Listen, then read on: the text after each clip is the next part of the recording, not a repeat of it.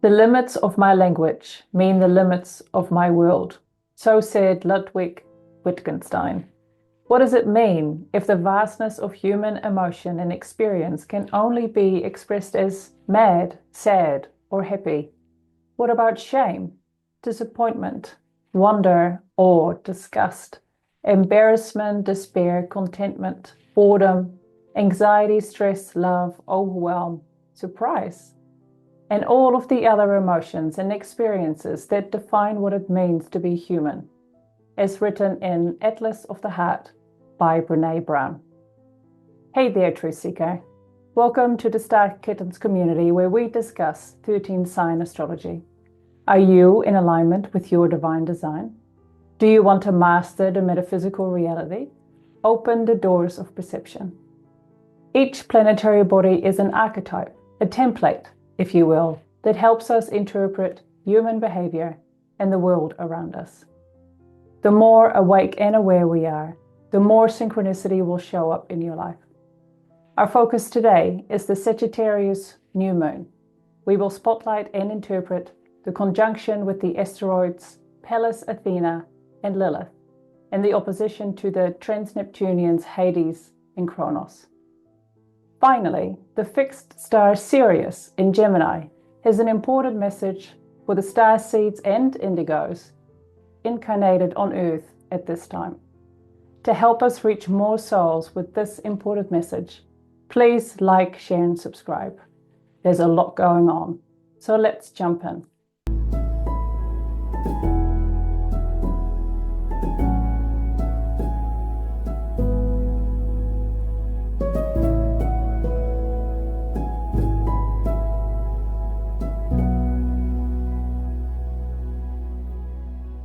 Hello, David. Hi. Can you believe that this is our 25th of this season and that we've done more than 64 new moon blogs for Star Kittens Media? Yeah, that's awesome, isn't it? 25 for the year. Yes. Episode 25. That's right. We have not missed one. And I just love how we've grown in the way that we have done things, the beautiful stories we've shared with our listeners. It's been very exciting, an exciting journey to be on. And I'm grateful to be doing it with you. Likewise. Thanks. Today, Sagittarius. So, if we listen to the mainstream, let's call it that, astrology, people are there, and we're at the end of Sagittarian season, but the sun only moved into Sagittarius on the 19th of December. We are talking about the new moon that occurs on December 31st here in New Zealand. And at the time of this new moon, the sun and moon are conjunct at 13 degrees Sagittarius. So what is the overview for today's blog? Always stellium is the first piece of it. So a stellium is a group of 3 or more planetary bodies. And we have 4 at the new moon. It means that there's a lot of energy and power coming through. That's basically the interpretation of a stellium in astrology. As you mentioned, Sun, Moon, plus 2 asteroids, Pallas, Athena, and Lilith.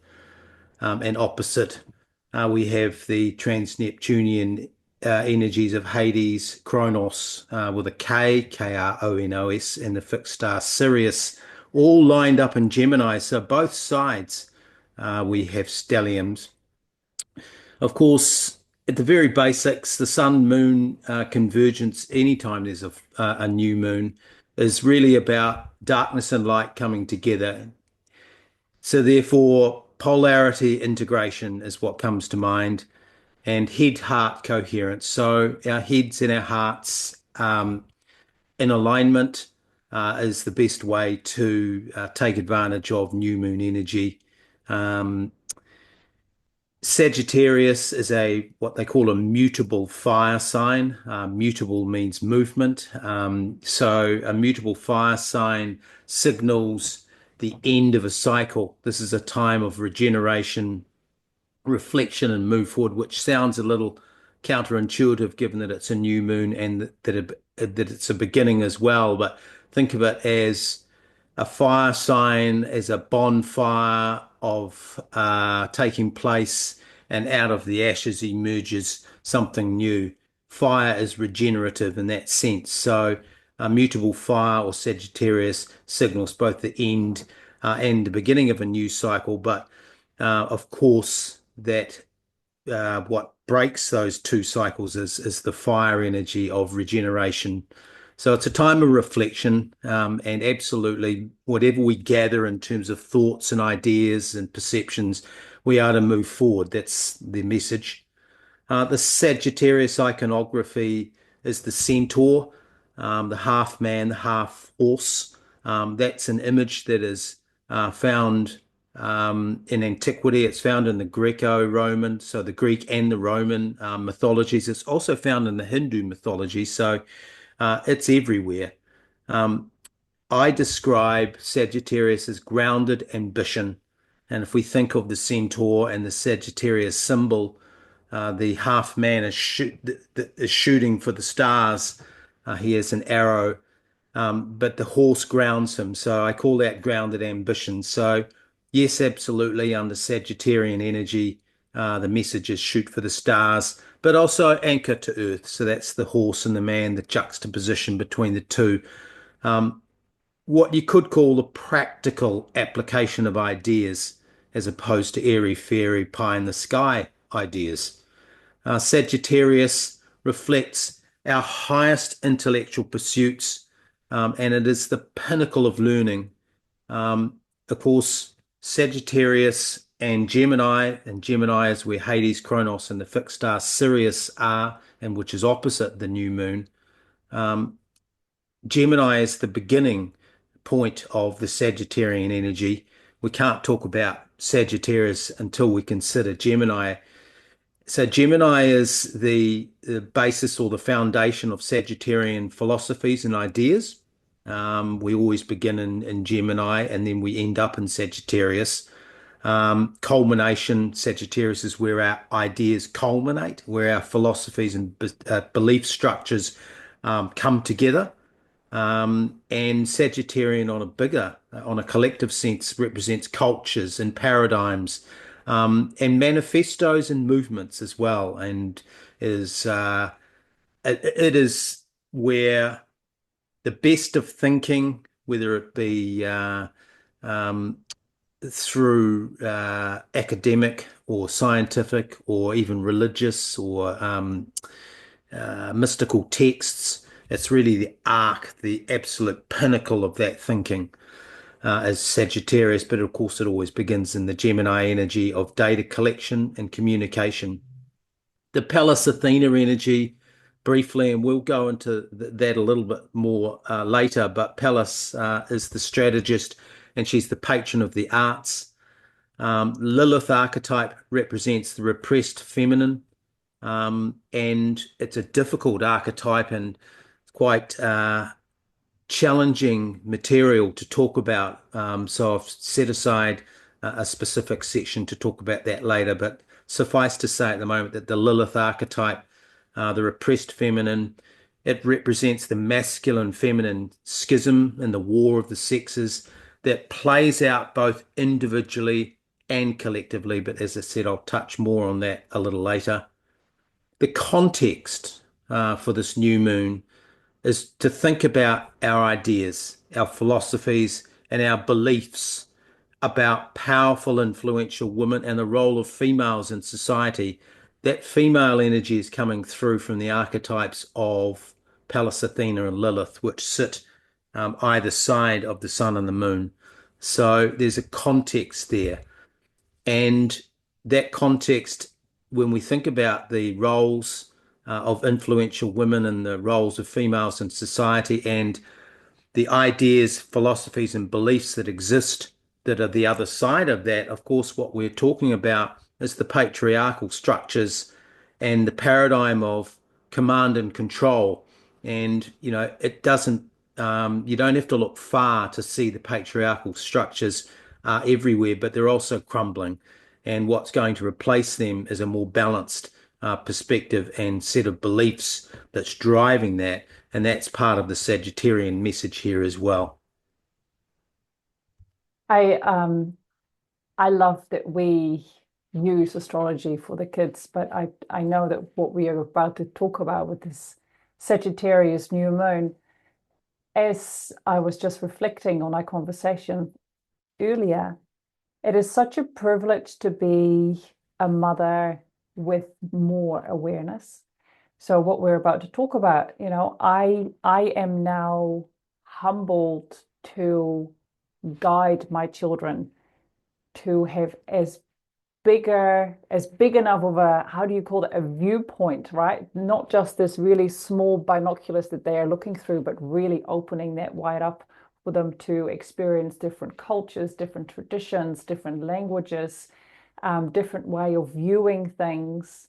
Like we all are so shaped by how it was done when we were young, because that imprints on us. And it takes a lot of, if you realize later in life that you have a trauma of some sort that stems from then, it takes so much effort to change that later in life. It takes a lot of, let's call it shadow work, to really confront yourself, look into the mirror and like, I am acting this way because, but you'll dive more into that to really knuckle down into the Sagittarian new moon energy. So I'm handing over to you. Yeah, beautifully said. And yeah, the Sagittarian energy, if we go back to the icon, the imagery of it, the centaur, the horse, and the half man sitting on top, or blended into the horse, in fact, in this, it's a mythology, of course. But the man's not just sitting there like a jockey.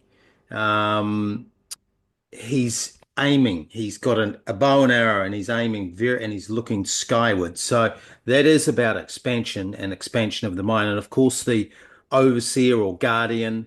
We don't like the word ruler, but in astrology, each of these energies has a overseer and a guardian planet, and of course that's Jupiter, which of course is about expansion as well. So Sagittarius is absolutely about expansion, but what exactly are we expanding? And that's what we're going to have a look at.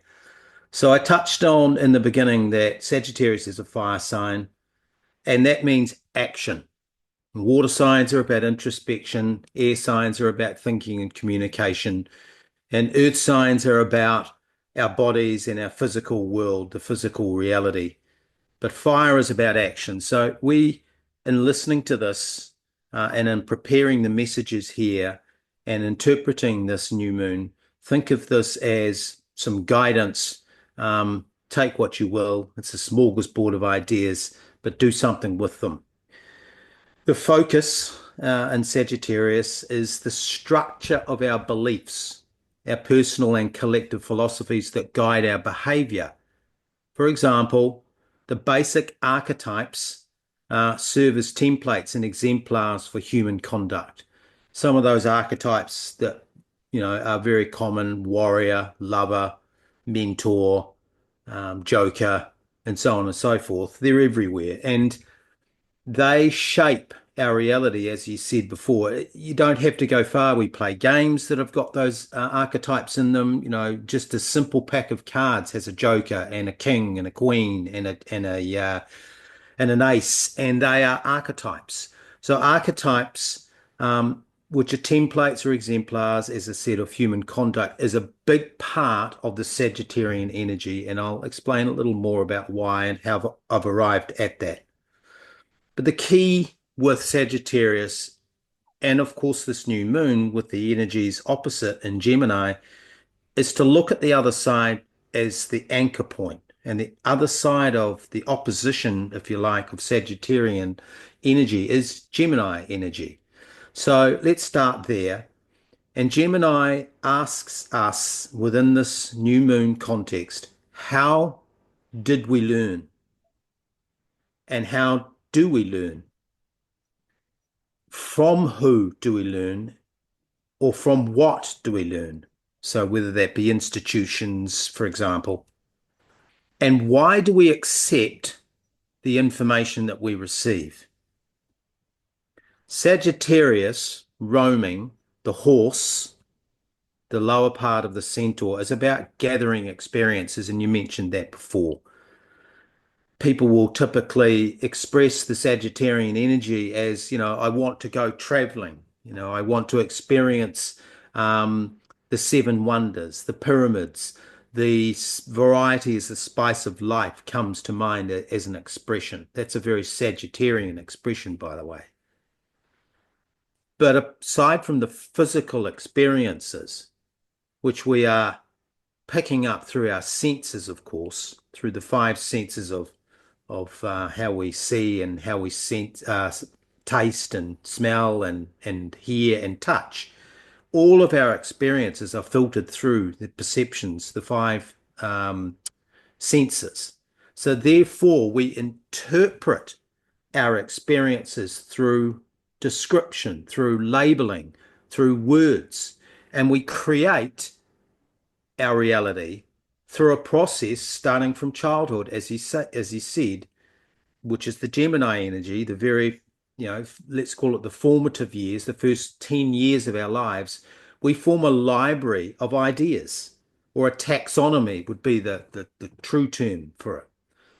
And depending on how we mentally structure that library of ideas and those experiences, not just in childhood, but this forms the basis of how we integrate and interpret ideas and experiences later on in life too.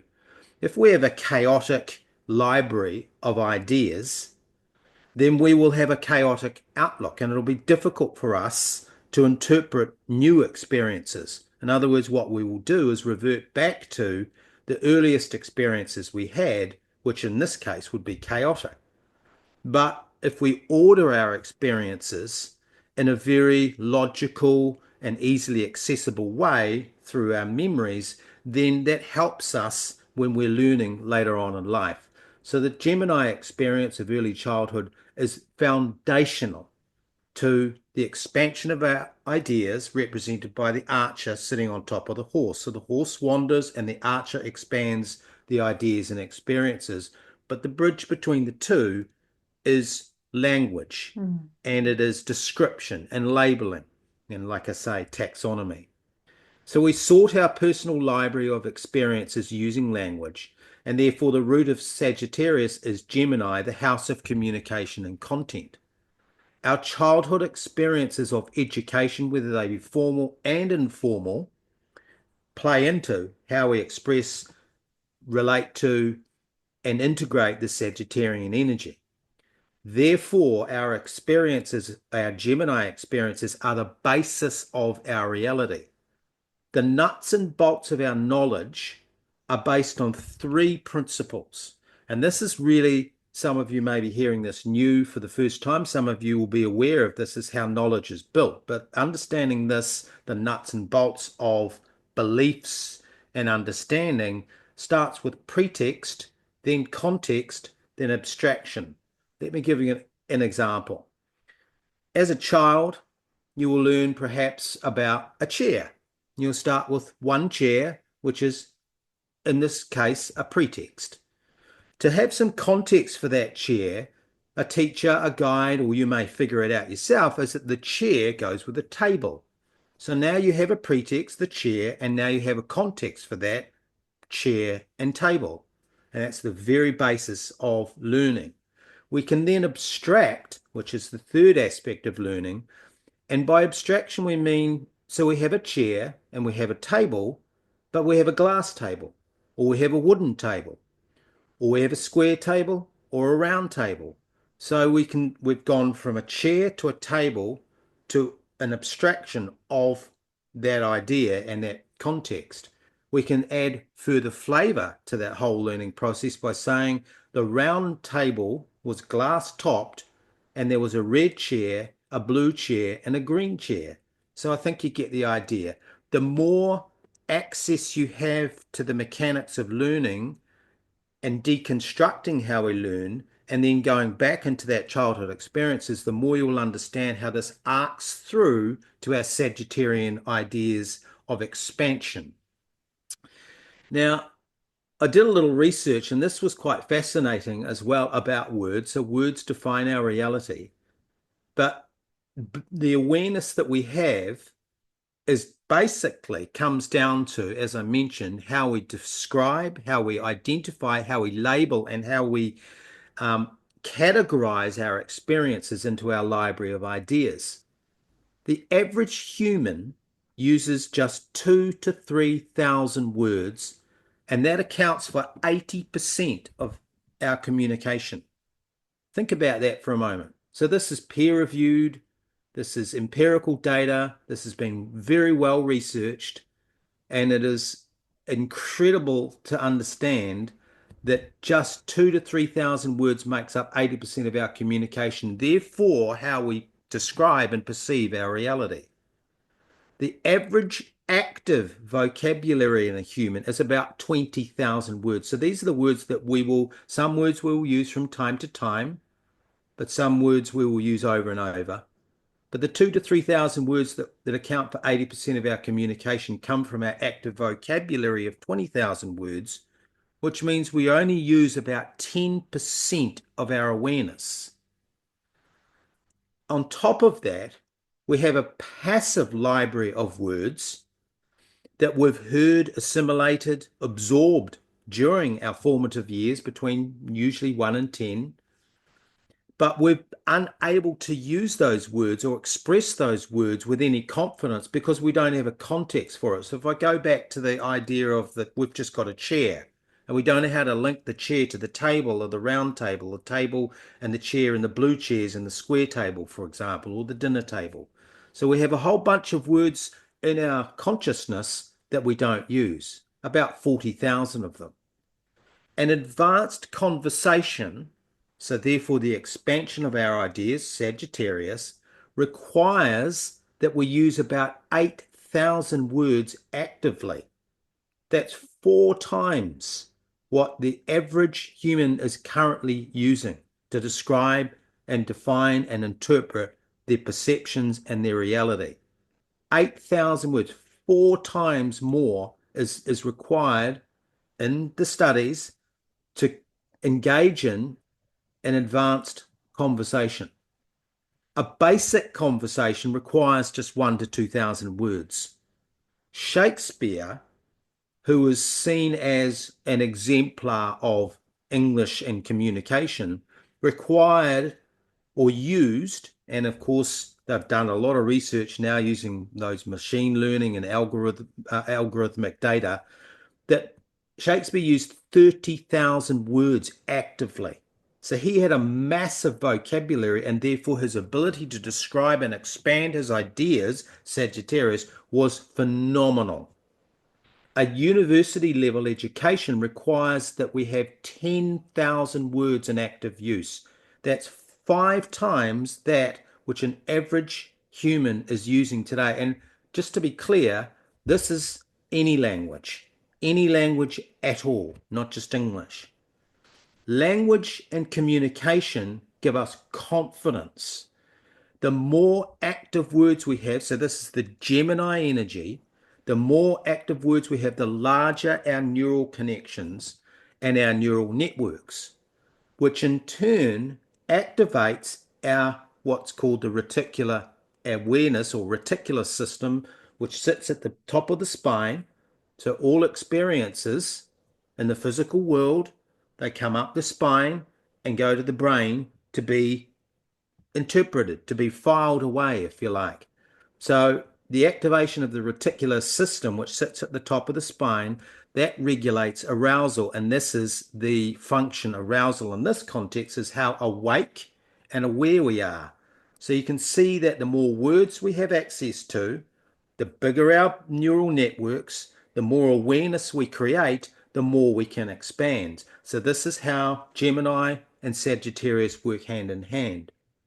Thus, language drives conscious evolution. And the influences of where we can develop our ideas, our philosophies, our virtues and values come from culture, from families, from school system, from music, from media, from entertainment and sport. However, because of that 2 to 3,000 words that we repetitively use, which account for 80% of our communication, most of us as humans are prone to repeat the past because we rely on our memories of the past rather than creating new memories, new neural connections, new awareness. And at this new moon, we're being tasked to look back and to look inward, to validate our position and our perspective on important matters as opposed to trivial matters. So the examination and assessment, the inward looking, and you mentioned about the childhood experiences, that's going back, that's the moon energy. And the trigger points, everything else is fluff, but the areas where we know we've got some really strong beliefs coming through, really strong virtues and values and ideas and philosophies and cultural perspectives, that's where we are the most dogmatic, where we are the most defensive, where we are the most fixated, and where we are the most aggressive. The sun is asking us to recalibrate, to change direction, to renew and regenerate those underlying beliefs in order to help us expand. And to do that, we need to roam through our unconscious memories, the horse, in order to expand our reality. And the final question here at this new moon is, are our beliefs, which are based on these initially precepts, concepts, and abstractions that we developed as a child, are those beliefs and ideas and philosophies, are they serving us? And are they supporting our highest good? Yes, and words really do shape your reality. I am Dutch and I'm very proud to be Dutch, but I have noticed in the more than 20 years that I've lived in New Zealand that my vocabulary in Dutch has definitely shrunk. And it's when I meet up with other people from the Netherlands who have a very different vocabulary than me, I hear words again. I'm like, oh my gosh, that's right. I understand that word, but I don't use it actively anymore.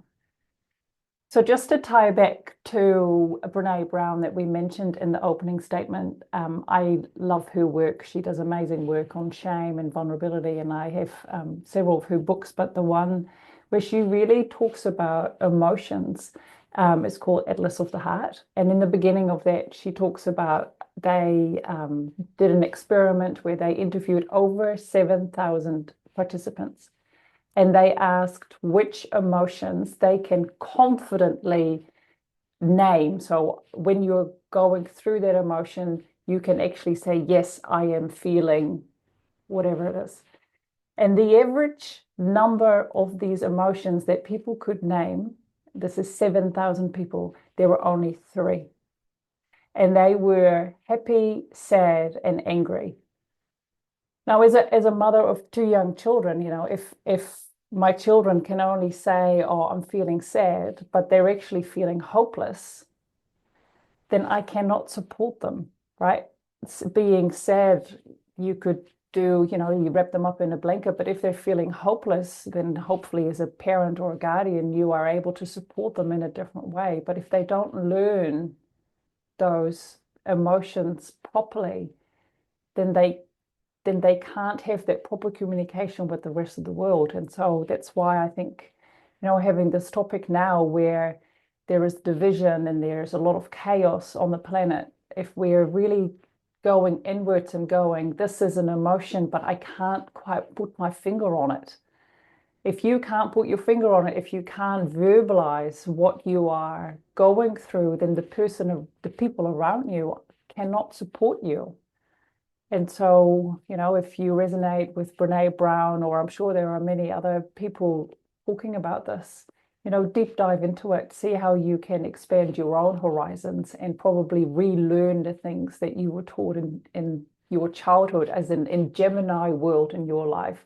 And as you mentioned, David, it could be your parents, but it could be your grandparents. And of course, the language they used, if you were close with them, is so much older, right? They might have used words that have totally left the vocabulary now. Or I think the young ones these days, the older teenagers, the 17, 18-year-olds, they use slang that I don't understand. I don't get what they're saying. But and that will evolve again when my children are teenagers. So language is a really movable thing. But as long as you're able to communicate how you're feeling, then I think you're able to connect with others that much better. So, is there anything else you would like to say on that? Well, we had that conversation with your boy, and this is a classic example of the generational, and he was fascinated by duct tape.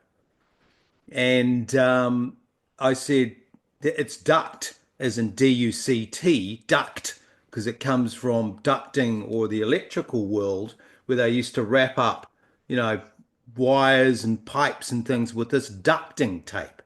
And he thought it was duck, as in D-U-C-K, duct tape. And of course, to him, it's duct tape. To somebody else, it's duct tape. But I mean, it's a funny example, but it's a classic example of how a misinterpretation can take place. And that could be amplified. See, the thing with Jupiter energy and Sagittarian energy is that these things are amplified.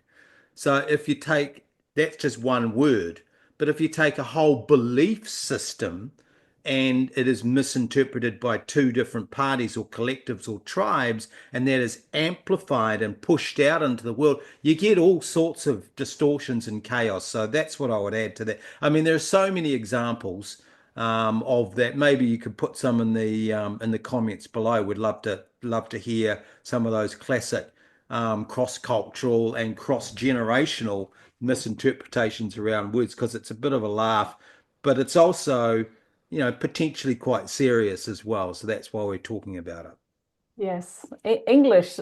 I know we should probably move on, but I used to guide in the tourism industry, and we would have people from the UK, Americans, and Aussies, people from Australia, and if you go grab the esky or get something from the boat of the car, they'll go, "What?" It's the trunk. What? It's the same thing, and English has so many different words for it. So yeah, I love language and being bilingual. I think it's such a privilege to be able to speak more than one language fluently. But let's dive into the strategy of this reading. Pallas Athena, close to my heart. How do you see her play into this new moon energy?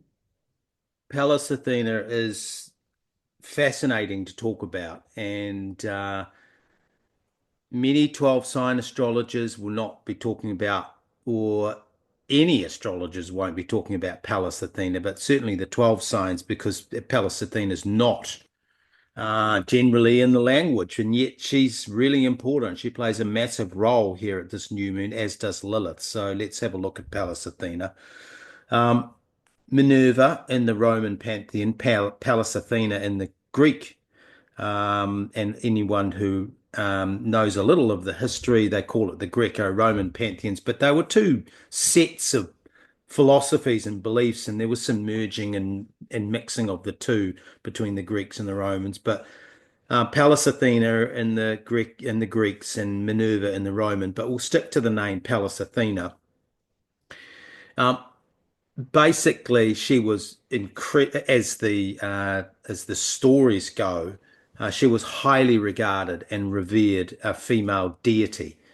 She was a strategist and counsel to the ruling elite. And so I started with the idea that the patriarchal worldview, the patriarchal systems permeates everything, corporate structures, religious structures, political structures, it's everywhere. So, to have and I mentioned also about what will come up at this new moon is, what is the role of the strong, smart, female? Now, Pallas Athena is part of that, where that energy is coming from. So she was a strategist.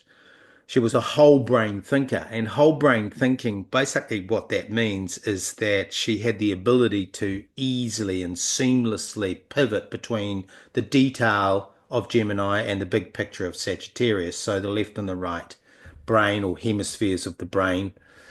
So Pallas Athena's message is to train your mind. to refine your instincts and trust your intuition. She was the patron of the arts, and she was also the patroness of learning institutions. So she oversaw the institutions of learning in the Greco-Roman pantheons, which I think is a very important detail here at this new moon, given that she's conjunct to the sun and the moon and Lilith in Sagittarius. Pallas Athena was associated with wisdom, which is a feminine energy, and wisdom comes from experience, and justice and law. And the true, you talk about the words or the etymology of words, well, justice and law effectively means balance, inventive approaches that led to victory. This is why Pallas Athena was brought into the council, the ruling council, the war rooms, if you like. She was part of that. She was part of um, the intelligentsia that was making decisions on behalf of everybody else. And she was invited to be, which was rare for a female.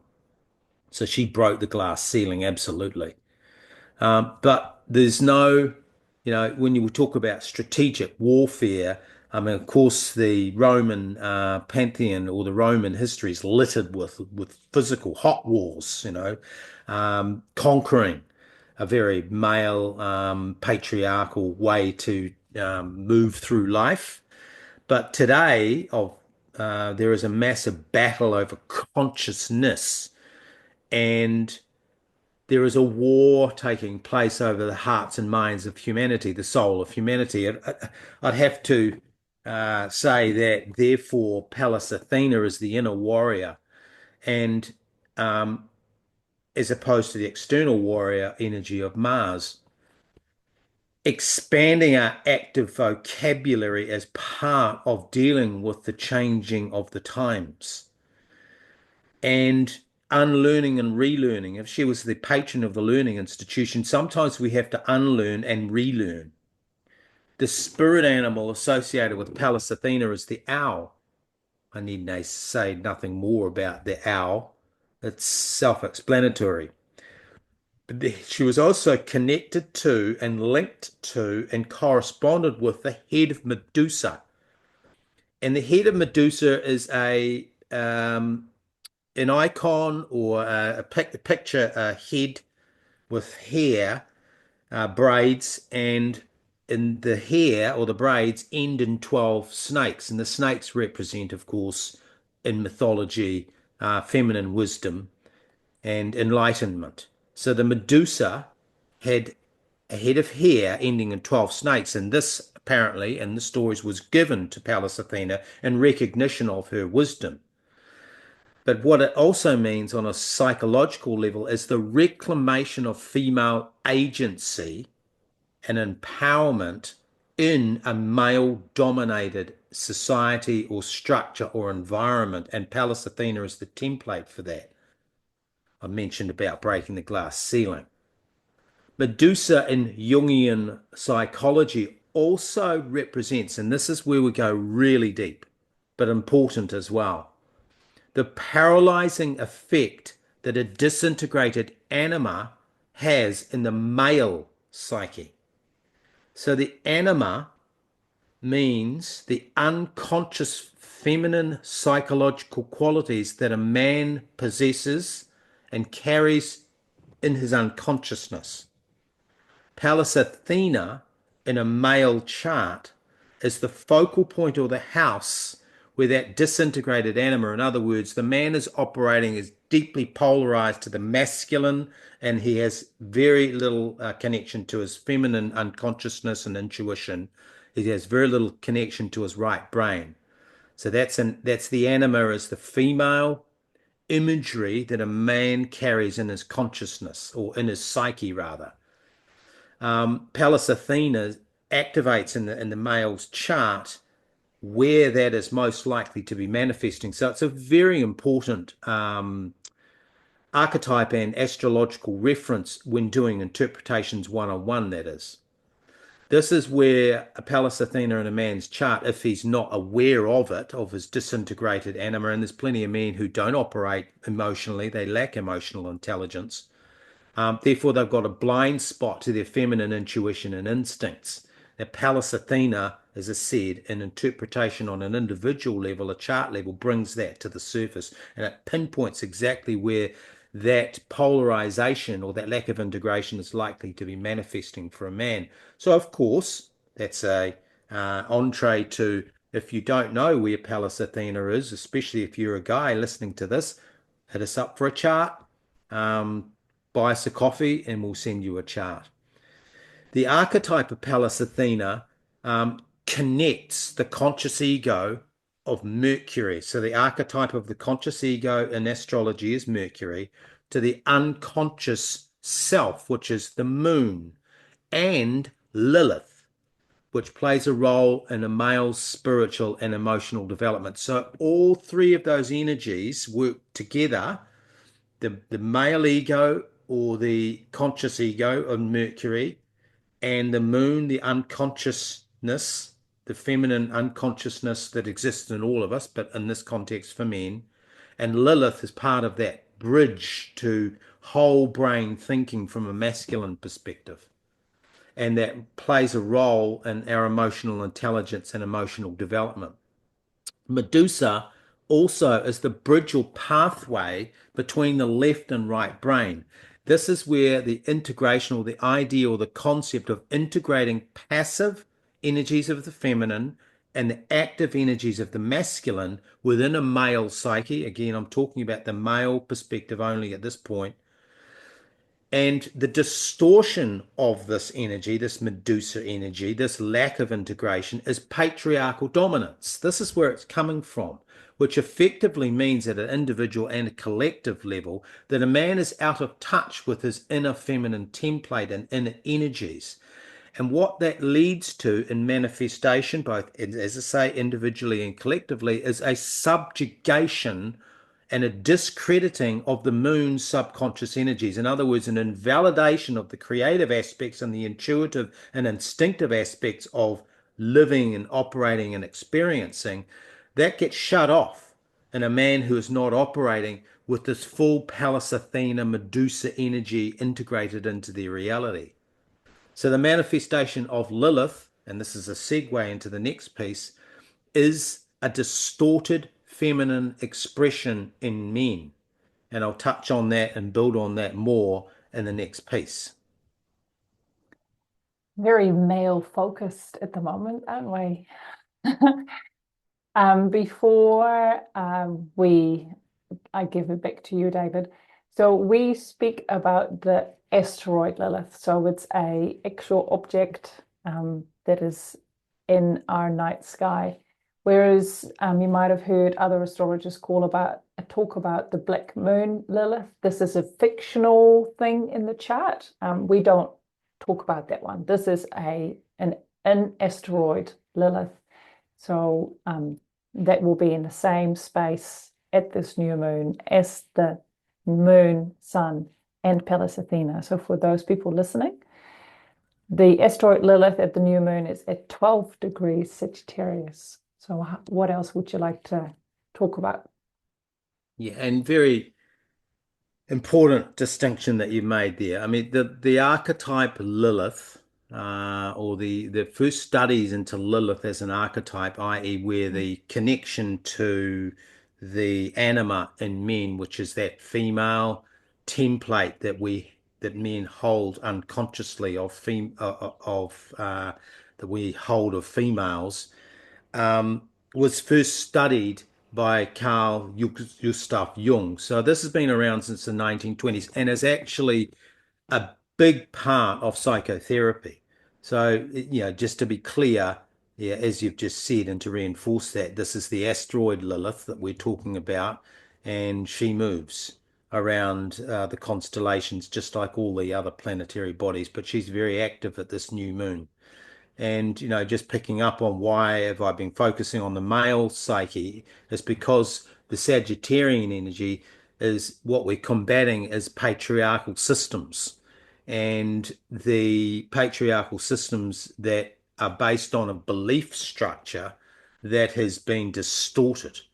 So there is some messages for the female, but I'll come to that in a bit.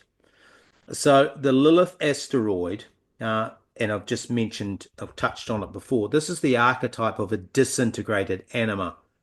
So those feminine psychological aspects that a male carries unconsciously in his moon energy, if you like, the moon representing the unconscious.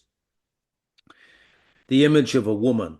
Lilith is the archetype of that disintegrated anima. So we're talking about the image of a woman or a female that's deep in a man's psyche that is not apparent to him without doing some inner work. The messenger, Lilith acts as a messenger in the archetype, in the astrological mosaic. The role of Lilith is a messenger between the conscious personality represented by the sun, the ego represented by Mercury, and the collective unconscious represented by the moon. The moon in this case is the repository of human memory and behavioral templates. In other words, karmic imprints. This is where that karmic imprints reside. So a classic example of this is if a culture goes through a collective trauma, then that will imprint in the unconsciousness memories. And those memories are absorbed genetically and etherically into our genetic structures, and therefore they are passed through generations. So this is quite important stuff. Unlocking those unconscious self-limiting beliefs in a man, and therefore this is part of the deconstruction of the patriarchal systems, because it ultimately starts with a boy becomes a man, and the boy learned a certain way and then carried that into leadership and management. So unlocking these unconscious self-limiting beliefs that manifest the Lilith energy that's distorted in a man. He's failed to integrate his feminine aspects, his feminine mystique, if you like. That can often manifest as imposter syndrome in men, power over behaviors, distorted masculine dominance, hubris, arrogance, and the schism between conduct and consequences. The most adverse effect of the Lilith distortion in the male psyche, and again, just to reinforce, this is the male is totally out of touch with his emotional intelligence, his right brain creativity. And so there's a schism between conduct and consequences. In other words, they're so left brain polarized and so out of touch with the emotional consequences and effects of their behavior that they actually split and say, well, actually, just be that as it may might be an expression, or collateral damage is a typical male expression who is polarized only to the left side and has not integrated their Lilith or feminine energies. Jung, Carl Gustav Jung, described the anima as the soul. And of course, in astrology, the soul is represented by the moon. And the moon is the repository of memory, the soul memories that we carry from lifetime to lifetime, from dimensions to dimensions. And those memories can be individual and collective. We can have soul memories from a family, from a culture, from a lineage, and we can also have individual memories as well. And in the Vedics, they talk about that memory, that soul, that moon repository as the manas, M-A-N-A-S, and I've talked about that before. The memories, these soul memories are our instincts as opposed to our intuition. So our instincts exist in our gut. So this is the instincts to survive. And this is how we distinguish. We're talking about language and the distinction between two words in this case. Instincts and intuition are often used interchangeably. And they are correlated insofar as they're both feminine energies, but they are actually quite different because intuition comes through the third eye. So that presupposes, as I said before, that the energy of awareness has traveled up our spine and has opened our mind, and therefore the sixth sense of the third eye or the pineal, as opposed to instinct, which is we feel in our gut. They have that expression of a gut instinct. I react viscerally to something. That is instinct, and that is coming from the soul and the memories, the collective memories of how to survive, quote unquote.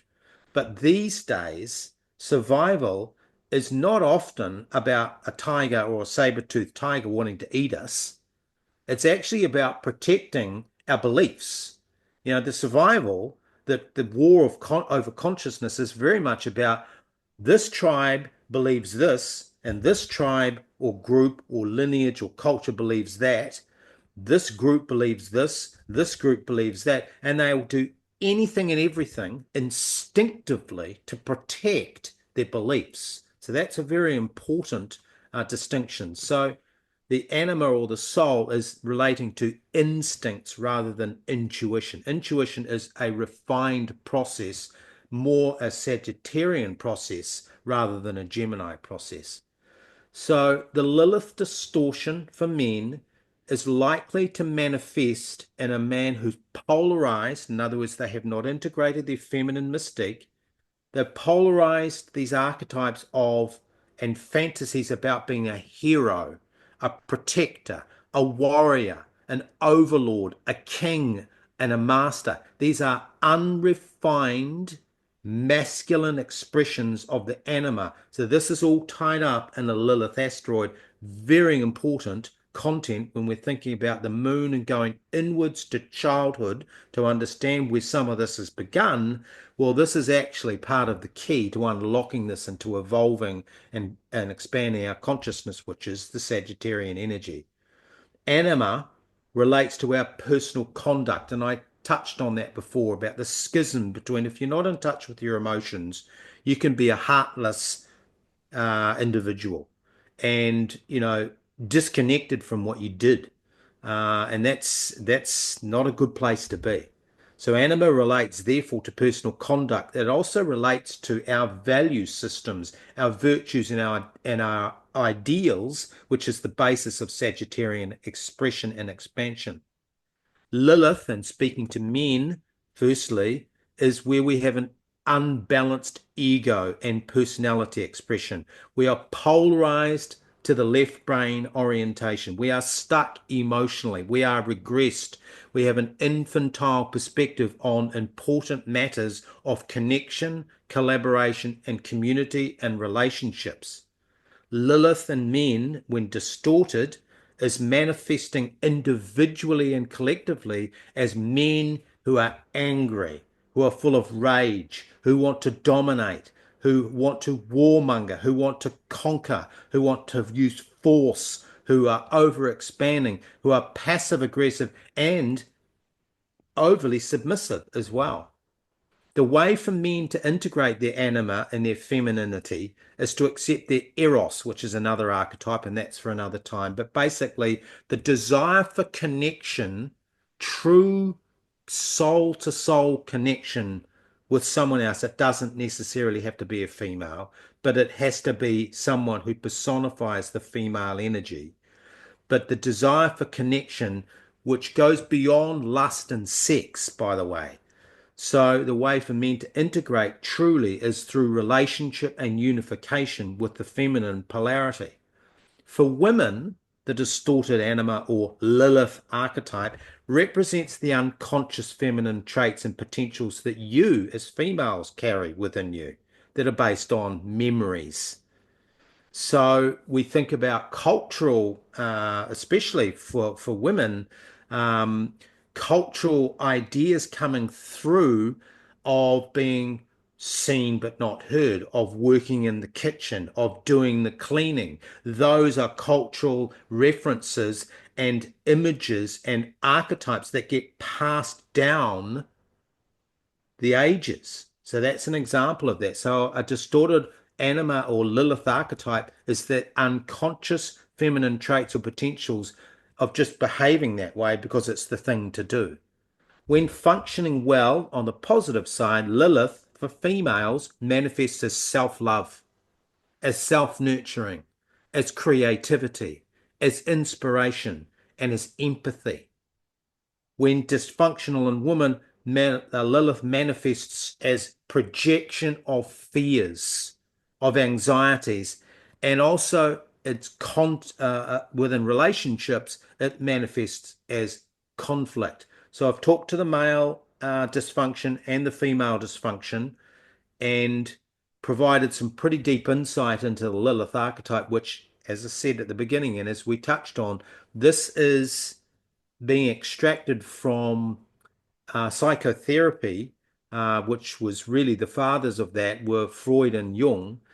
So we're talking about archetypal references and imagery using an astrological overlay as well. The role of the moon here is very important as the repository of soul memories, be they collective or individual. Wow, there's a lot of information there. Thank you. And as David mentioned before, if you're wondering where is my trigger point regarding how I view the females in my life, if you're a man, or the Pallas Athena, how do you put that into your reality? Hit us up for a chat. It is such amazing information to know on how to move forward or do it for your children. As I said earlier, having this knowledge to best guide my kids is priceless.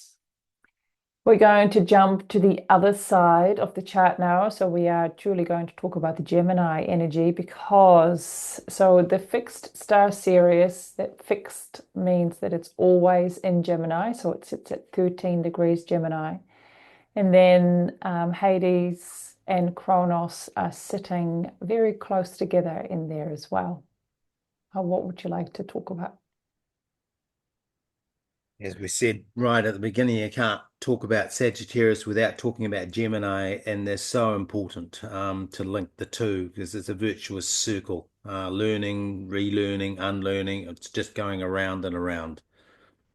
So Hades, very briefly, is the archetype representing or symbolizing death and rebirth. So the phase transition. So that is the virtuous cycle I've just talked about. That is the process of learning and unlearning, relearning, letting stuff go, regeneration.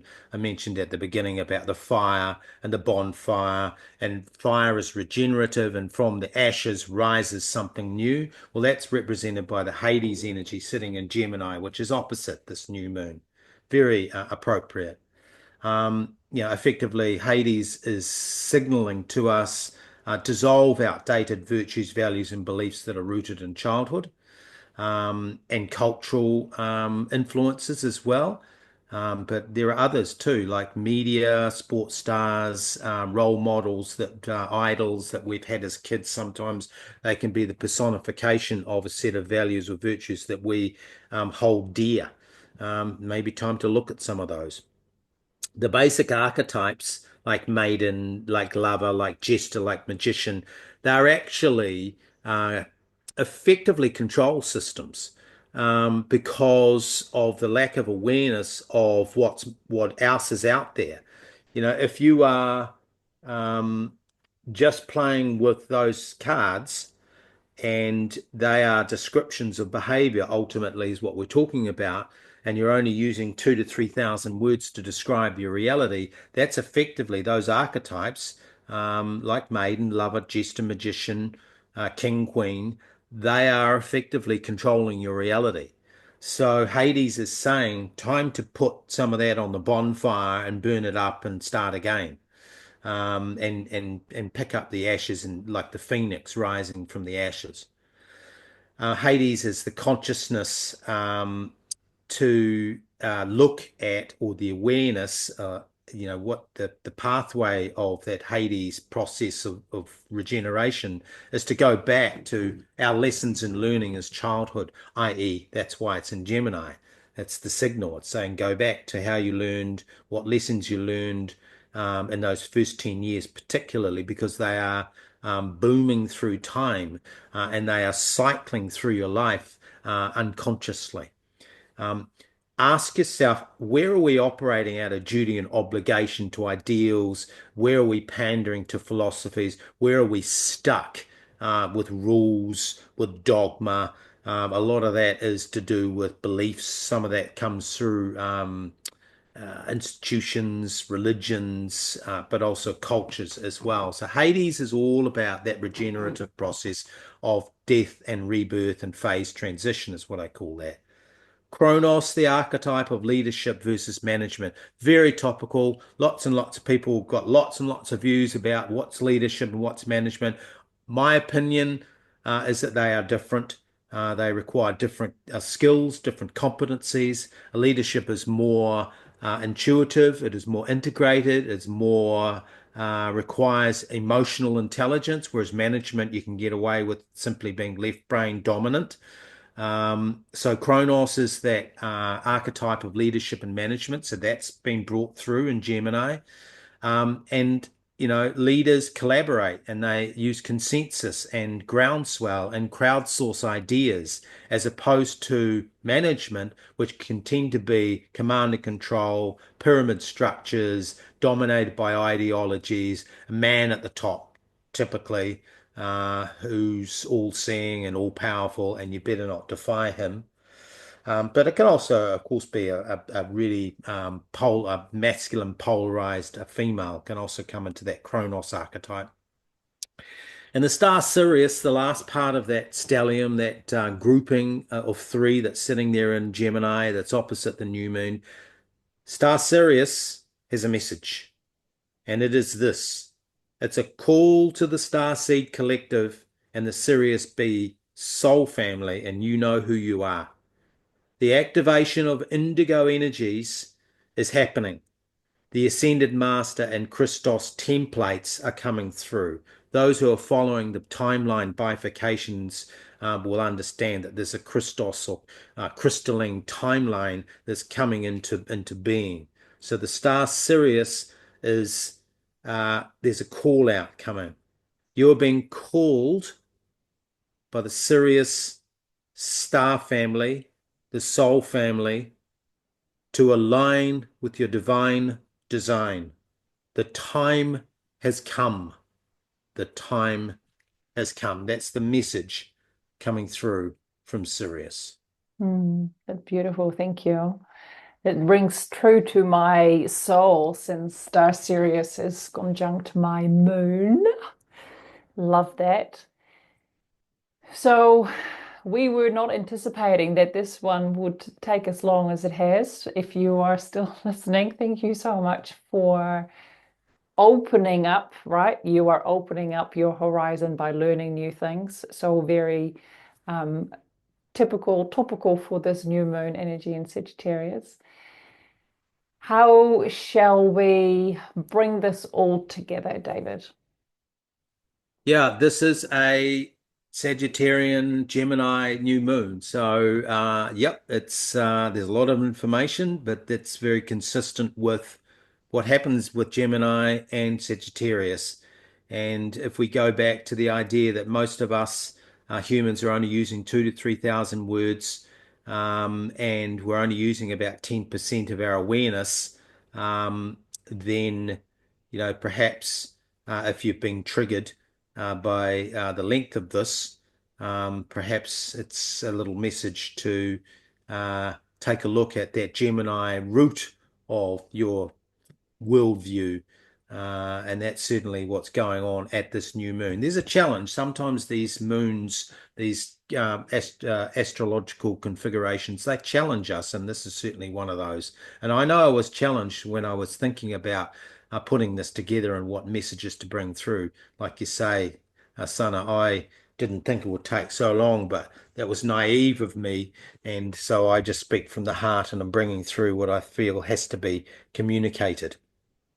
But bringing it together, as you say, the summary, the wrap up, is that the moon is asking us to reflect on our personal philosophy, and that is our virtues and our values that drive us.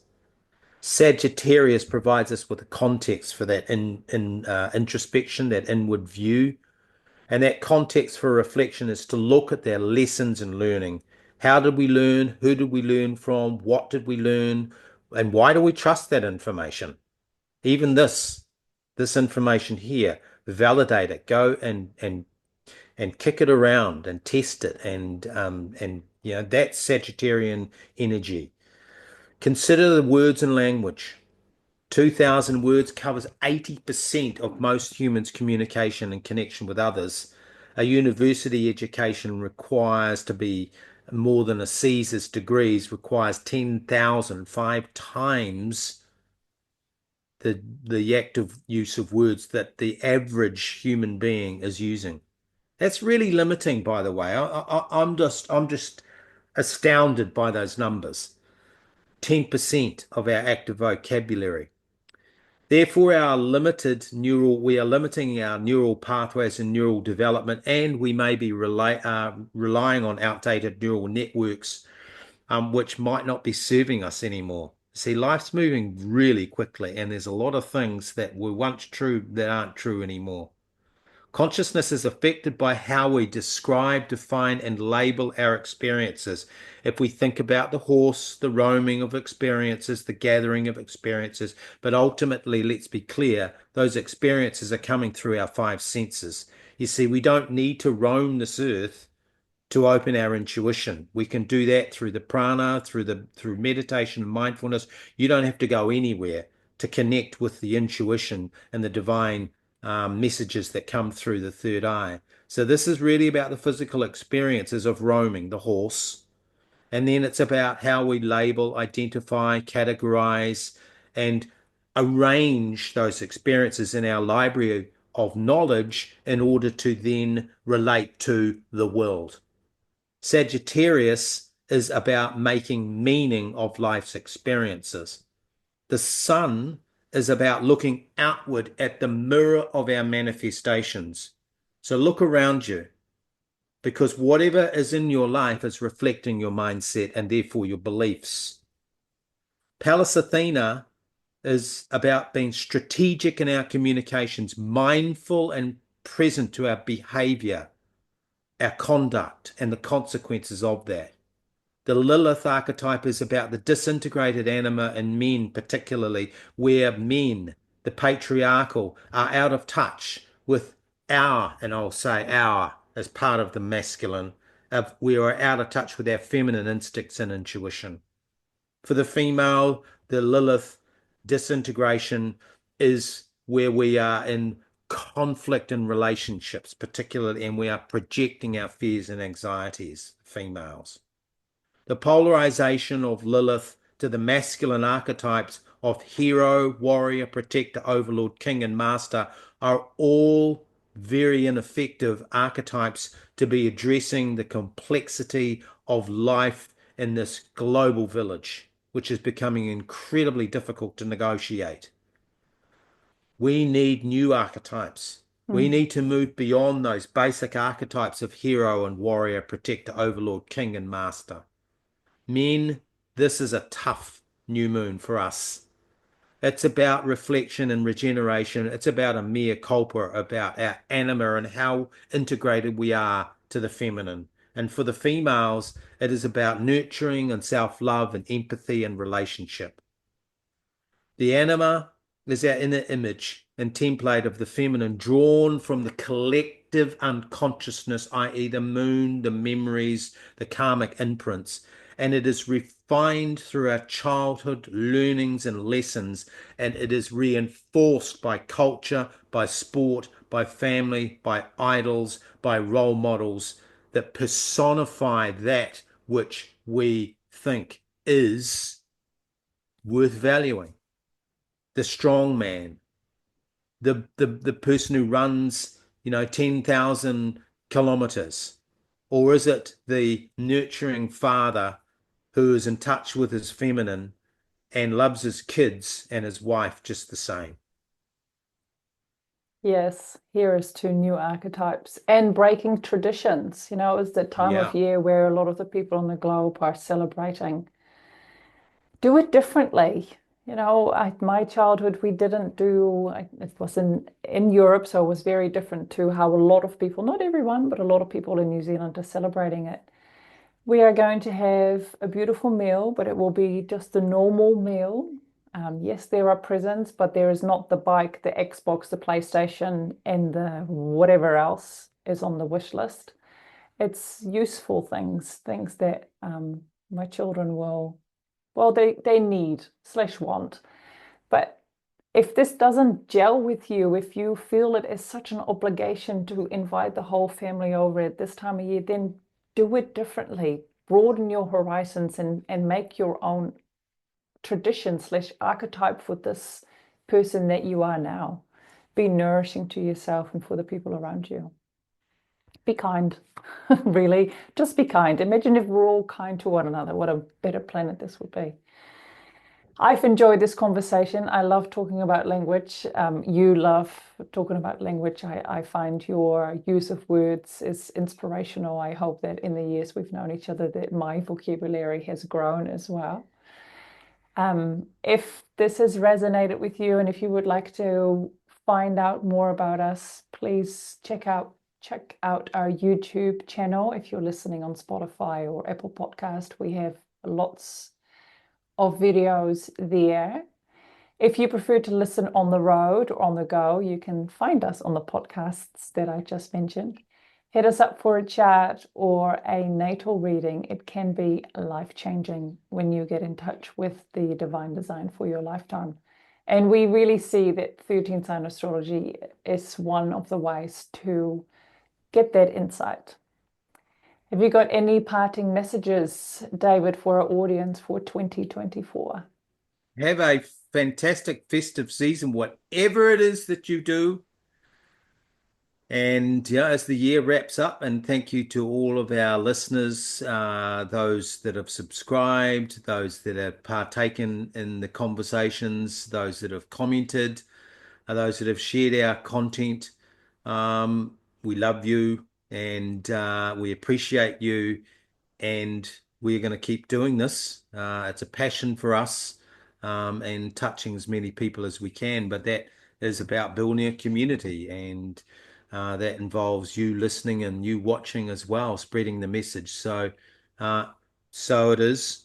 Namaste, and here's to the next time we'll be talking to you. It will be 2025. Yes, yes, it is. Thank you. Namihi.